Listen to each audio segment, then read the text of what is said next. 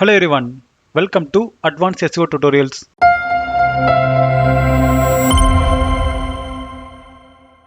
இந்த வீடியோல நம்ம எதை பத்தி பார்க்க போறோம் அப்படின்னா Hreflang tag பத்தி தான் பார்க்க போறோம்.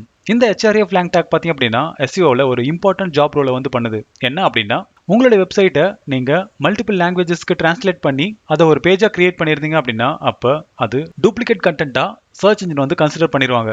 ஸோ அதை அவாய்ட் பண்ண தான் இந்த Hreflang tag நம்ம யூஸ் பண்றோம். அதே மாதிரி நீங்க டிரான்ஸ்லேட் பண்ணி யூஸ் பண்ற லாங்குவேஜ் எந்த கண்ட்ரி ஆடியன்ஸை டார்கெட் பண்ணி அந்த கண்டென்ட்டை எழுதிருக்கீங்க அப்படின்றத நீங்க சர்ச் இன்ஜின் இன்ஸ்ட்ரக்ஷனா கொடுக்க முடியும். ஸோ மெயினா இந்த டேக் யாருக்கெல்லாம் யூஸ்ஃபுல்லா இருக்கும் அப்படின்னா நீங்க ஒரு இன்டர்நேஷனல் வெப்சைட் வச்சிருக்கீங்க, அதுல நிறைய கண்ட்ரியை டார்கெட் பண்றீங்க அப்படின்னும் போது இந்த Hreflang tag நீங்க கண்டிப்பா யூஸ் பண்ண வேண்டியிருக்கும். ஸோ லாஸ்ட் வீடியோல நம்ம லாங் டேக்கை பத்தி பார்த்தோம். ஸோ லாங் டேக்குக்கும் Hreflang tagக்கும் கொஞ்சம் வித்தியாசம் இருக்கு.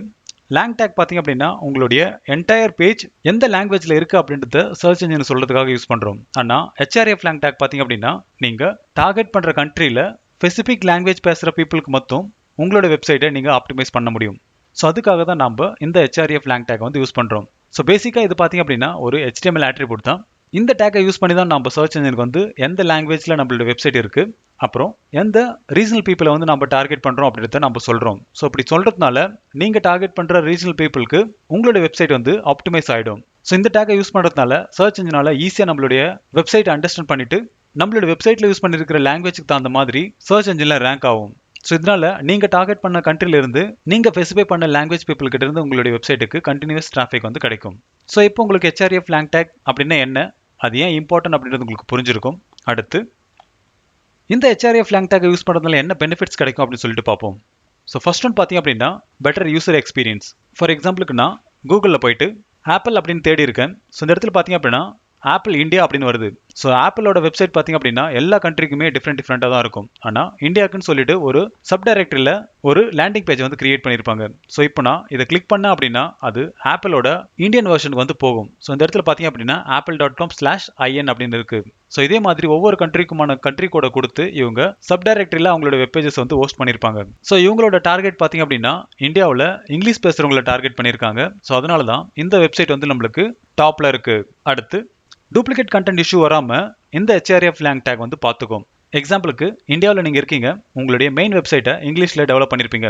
அதே மாதிரி நீங்க ஆஸ்திரேலியா, UK, US இந்த மாதிரியான கண்ட்ரியை நீங்க டார்கெட் பண்றீங்க அப்படின்னா அதையும் நீங்க இங்கிலீஷ்ல தான் டெவலப் பண்ண வேண்டியிருக்கும். ஸோ அந்த மாதிரியான சினாரியோவில் கண்டிப்பா டூப்ளிகேட் கண்டென்ட் இஷ்யூ வரும். ஸோ இப்போ உங்களுக்கு ஒரு சின்ன டவுட் வரும், கனானிக்கல் டேக்கும் இதே ஒர்க் தான் பண்ணுது, Hreflang tagகும் இதே ஒர்க் தான் பண்ணுதுன்னு சொல்லிட்டு. ஆனா இதுல ஒரு சின்ன டிஃப்ரெண்ட் இருக்கு. கனானிக்கல் டேக் பார்த்தீங்க அப்படின்னா உங்களோட வெப்சைட்டோட மெயின் வெர்ஷனை பாயிண்ட் அவுட் பண்ண யூஸ் பண்றோம். ஆனால் Hreflang tag பார்த்தீங்க அப்படின்னா நம்ம சேம் கண்டென்ட்டை டிஃப்ரெண்ட் கண்ட்ரியில் டிஃப்ரெண்ட் லாங்குவேஜ் பேசுறவங்களுக்கு டார்கெட் பண்ணுறதுக்காக நம்ம இந்த டேக்கை யூஸ் பண்றோம். ஸோ ரெண்டுத்துக்குமான டிஃப்ரென்ஸ் நிறையவே இருக்கு. ஸோ இப்போ உங்களுக்கு இந்த Hreflang tagோட பெனிஃபிட்ஸ் புரிஞ்சிருக்கும். அடுத்து எப்படி இந்த Hreflang tag இருக்குன்னு சொல்லிட்டு பார்ப்போம். ஸோ இதுக்கான சின்டாக்ஸ் பார்த்தீங்க அப்படின்னா நம்ம மூணா டிவைட் பண்ணலாம். ஸோ ஃபர்ஸ்ட் ஒன் பார்த்தீங்க அப்படின்னா real is equal to alternate. So இதோட மீனிங் என்ன அப்படின்னா நீங்க சர்ச் இன்ஜினுக்கு உங்களுடைய மெயின் வெர்ஷனோட ஆல்டர்னேட் வெர்ஷன் உங்களுடைய வெப்பேஜஸ்ல இருக்கு அப்படின்றத நீங்க சர்ச் இன்ஜினுக்கு சொல்றதுக்காக தான் இந்த real is equal to alternate அப்படின்ற டேகை யூஸ் பண்றோம். அடுத்து href is equal to, so நீங்க யூஸ் பண்ணிருக்கிற ஆல்டர்னேட் பேஜோட URL இங்க கொடுக்கணும். எக்ஸாம்பிளுக்கு simplified e-learning.in அப்படின்றது தான் மெயின் வெப்சைட்.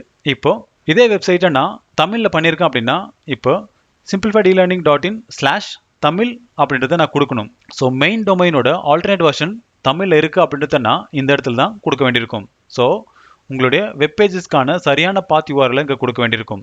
அடுத்து Hreflang is equal to, so இங்க தான் நம்ம ஸ்பெசிபிக் கண்ட்ரி ஸ்பெசிபிக் லாங்குவேஜை நம்ம மென்ஷன் பண்றோம். ஸோ இதுக்கான கண்ட்ரி கோட் எல்லாமே நம்மளுக்கு ஆன்லைன்ல அவைலபிளா இருக்கு. ஸோ ஆல்ரெடி நம்ம ப்ரீவியஸ் வீடியோல பார்த்துருந்தோம். ஸோ அதை யூஸ் பண்ணி தான் நம்ம கண்ட்ரி கோட் பிளஸ் லாங்குவேஜ் கோடை எடுத்து இந்த Hreflang tagல நம்ம யூஸ் பண்ண போறோம்.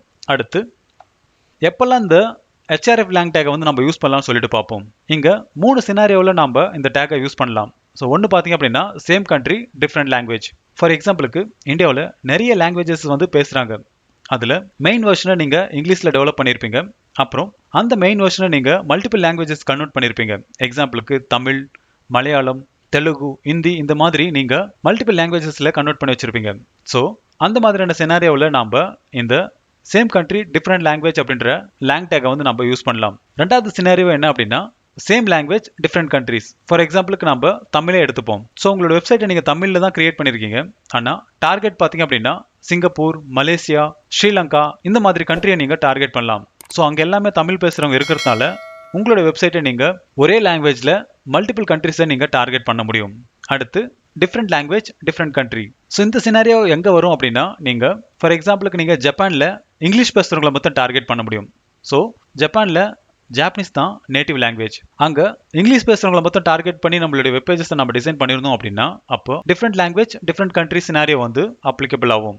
ஸோ இப்போ இந்த 3 யூஸ் கேஸ் வந்து உங்களுக்கு புரிஞ்சிருக்கும். சரி வாங்க இப்போ இதுக்கான கோட் எப்படி இருக்குன்னு சொல்லிட்டு பார்ப்போம். So first one, same country different language. So இதுக்கான கோட் பார்த்தீங்க அப்படின்னா link real is equal to alternate href is equal to simplified e-learning.in அப்படின்னு கொடுத்துருக்கேன். அடுத்து href lang tag is equal to ta-in அப்படின்றத கொடுத்துருக்கேன். ஸோ இதோட மீனிங் என்ன அப்படின்னா, இந்தியாவில் தமிழ் பேசுகிறவங்களை நான் டார்கெட் பண்ணியிருக்கேன் அப்படின்றது தான் இந்த கோடுக்கான மீனிங். செகண்ட் ஒன் பார்த்தீங்க அப்படின்னா, இந்தியாவில் ஹிந்தி பேசுகிறவங்களை மட்டும் நான் டார்கெட் பண்ணியிருக்கேன். ஸோ இதுக்கான URL பார்த்தீங்க அப்படின்னா simplified e-learning.in/hindi அப்படின்ற ஒரு சப்டைரக்டரி லிங்க் வந்து நான் கொடுத்துருக்கேன். ஸோ இப்போ உங்களுக்கு கிளியராக புரிஞ்சிருக்கும். சேம் கண்ட்ரியில் டிஃப்ரெண்ட் லாங்குவேஜ் பேசுகிறவங்களை டார்கெட் பண்ண இந்த கோடை நீங்கள் யூஸ் பண்ண வேண்டியிருக்கும். ஸோ இங்கே யூஸ் பண்ணியிருக்கிறது எல்லாமே இந்தியா தான். அதில் தமிழ், ஹிந்தி அப்படின்ற ஒரு 2 லாங்குவேஜை வந்து நான் டார்கெட் பண்ணியிருக்கேன். ஸோ இப்போ உங்களுக்கு ஃபர்ஸ்ட் ஸ்னாரியோ வந்து புரிஞ்சிருக்கும். ஸோ ரெண்டாவது பார்த்தீங்க அப்படின்னா same language different country. So கோடு எல்லாமே சேம் தான். எங்கே மாறுது அப்படின்னா, ஸோ இந்த இடத்துல பார்த்தீங்க அப்படின்னா ta-sg அப்படின்னு கொடுத்துருக்கேன். ஸோ SG அப்படின்னா சிங்கப்பூர். ஸோ என்னோட லாங்குவேஜ் பார்த்தீங்க அப்படின்னா தமிழ் தான். ஆனால் நான் டார்கெட் பண்ணுற கண்ட்ரி சிங்கப்பூர். அதே மாதிரி ta-lkன்னு கொடுத்துருக்கேன். ஸோ இங்கேயும் அதே சினாரியோ தான். என்னோட வெப்சைட் தமிழ் லாங்குவேஜ், ஆனால் நான் டார்கெட் பண்ணுற கண்ட்ரி பார்த்தீங்க அப்படின்னா ஸ்ரீலங்கா அப்படின்றத கொடுத்துருக்கேன். ஸோ அடுத்த சினாரியோ பார்த்தீங்க அப்படின்னா டிஃப்ரெண்ட் லாங்குவேஜ் டிஃப்ரெண்ட் கண்ட்ரிஸ். இங்கே en-ca en-jp அப்படின்னு கொடுத்துருக்கேன். ஸோ என்னோட வெப்சைட் கண்டென்ட் வந்து இங்கிலீஷில் இருக்குது. ஆனால் நான் டார்கெட் பண்ணுற கண்ட்ரி பார்த்தீங்க அப்படின்னா கனடா. ஸோ கனடாவில் இருக்கிற இங்கிலீஷ் பேசுகிறவங்கள தான் இந்த வெப் பேஜ் வந்து டார்கெட் பண்ண போகுது. அடுத்த செகண்ட் ஒன் பார்த்தீங்க அப்படின்னா en-jp அப்படின்னு கொடுத்துருக்கேன். ஸோ ஜப்பானில் இங்கிலீஷ் பேசுகிறவங்க தான் இந்த வெப் பேஜஸ்க்கான ரைட் ஆடியன்ஸ் அப்படின்றத நம்ம சர்ச் இன்ஜினுக்கு வந்து சொல்கிறோம். சரி வாங்க இப்போ இந்த கோடை எப்படி லைவ் வெப்சைட்டில் இம்ப்ளிமெண்ட் பண்ணுறோன்னு சொல்லிட்டு பார்ப்போம். அதுக்கு முன்னாடி ஆப்பிள் வெப்சைட்டோட href lang tag வந்து எப்படி இருக்குன்னு சொல்லிட்டு உங்களுக்கு காட்டுறேன். அப்போ இன்னும் கிளியராக உங்களுக்கு இந்த கான்செப்ட் புரியும். ஸோ இதுக்கு ஆப்பிள் வெப்சைட்டுக்குள்ளே போகிறேன். இப்போ ரைட் கிளிக் பண்ணி இன்ஸ்பெக்ட் அப்படின்றத கொடுக்குறேன். இந்த இடத்துல ஸ்க்ரோல் டாப் போங்க. இங்கே ஹெட் அப்படின்னு ஒரு ஆப்ஷன் இருக்கும். அதை ஜஸ்ட் எக்ஸ்டெண்ட் பண்ணுங்கள். ஸோ இந்த இடத்துல பார்த்தீங்க அப்படின்னா நிறைய வெர்ஷன்ஸ் வந்து கொடுத்துருக்காங்க. ஸோ கெனானிக்கலில் அவங்களுடைய மெயின் வெப்சைட், அதாவது apple.com/in அப்படின்றத கொடுத்துருக்காங்க. இதோட ஆல்டர்னேட் வெர்ஷன் பார்த்தீங்க அப்படின்னா நிறைய லாங்குவேஜஸில் வந்து கொடுத்துருக்காங்க. ஃபார் எக்ஸாம்பிளுக்கு AE-AR, அப்புறம் AE, அப்புறம் AM, அப்புறம் AT, AU, AZ, BG இந்த மாதிரி நிறைய லாங்குவேஜஸ்க்கு அவங்க ஆல்டர்னேட் டேக் வந்து கொடுத்துருக்காங்க. அதில் எந்தெந்த லாங்குவேஜை டார்கெட் பண்ணியிருக்காங்க அப்படின்றதையும் கொடுத்துருக்காங்க. ஸோ இதே மாதிரி நீங்கள் உங்களோட வெப்சைட் எத்தனை வெர்ஷனில் இருக்கோ அத்தனை வெர்ஷன்ஸ்க்கான ஆல்டர்னேட் லிங்க்ஸை வந்து நீங்கள் கொடுக்க வேண்டியிருக்கும். அது கூட எந்த லாங்குவேஜ், அதுக்கப்புறம் எந்த கண்ட்ரி அப்படின்றத நீங்கள் கண்டிப்பாக சர்ச் இன்ஜினுக்கு சொல்ல வேண்டியிருக்கும். ஸோ அப்படி சொன்னால் மட்டும்தான் நான் இங்கே கூகுளில் தேடினும் போது ஆப்பிள் அப்படின்னு தேடினாலும் நான் இந்தியாவிலேருந்து சர்ச் பண்ணுறதால இந்தியன் வெப்சைட்டை வந்து ஷோ பண்ணுச்சு. ஸோ இந்த மாதிரியான ஒரு சர்ச் ரிசல்ட்ஸ் உங்களுடைய வெப் பேஜஸ்க்கு வேணும் அப்படின்னா அப்போ கண்டிப்பாக இந்த href lang tag-ஐ ப்ராப்பராக பண்ணால் மட்டும்தான் இந்த சக்ஸஸை நீங்கள் உங்களோட வெப்சைட்டுக்கு எக்ஸ்பெக்ட் பண்ண முடியும். சரி வாங்க இப்போ எப்படி இதை லைவ் சைட்டில் இம்ப்ளிமெண்ட் பண்ணுறோன்னு சொல்லிட்டு பார்ப்போம். ஸோ இதுக்கு என்னோட கோட் எடிட்டருக்கு போகிறேன். இங்கே ஆல்ரெடி நம்ம title tag, meta description, canonical tag, robot tags இதெல்லாமே இம்ப்ளிமெண்ட் பண்ணியிருந்தோம்.